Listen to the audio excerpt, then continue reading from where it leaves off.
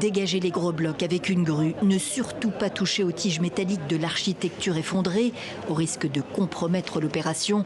Si espoir il y a de retrouver un, voire deux survivants, selon le gouverneur de Beyrouth, le temps est plus que jamais compté.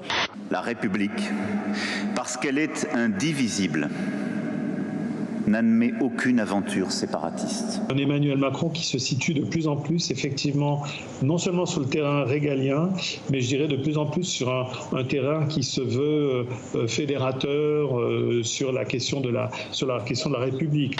Faute de récipients, cet homme fait comme il peut pour récupérer un peu de nourriture. Ici, dans cette prison de Bunia, au nord-est de la République démocratique du Congo, les prisonniers sont affamés. 2 détenus sont morts de faim cette semaine, 17 sont décédés ces 5 derniers mois. Et on attend beaucoup de monde parce que ce midi ça a bien marché, donc préparez-vous. Avec Aruna, la rigueur est de mise, mais le ton toujours bienveillant.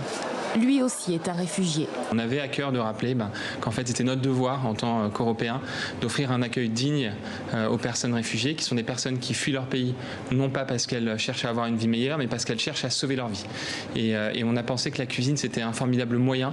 Alassane Ouattara, candidat à un 3e mandat de président de la Côte d'Ivoire, pour les auteurs de cette tribune alarmiste, il ne pouvait y avoir plus mauvais signal pour la démocratie en Afrique.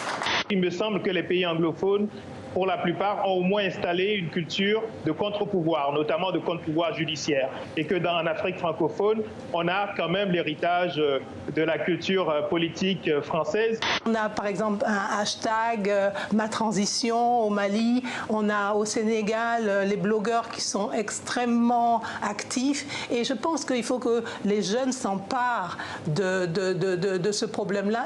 C'est une légende qui courait dans les rues de Verviers depuis 137 ans. Le cœur du premier maire de la ville était, disait-on, caché dans cette fontaine, sans que personne ne le croie vraiment. La boîte est à l'intérieur ici.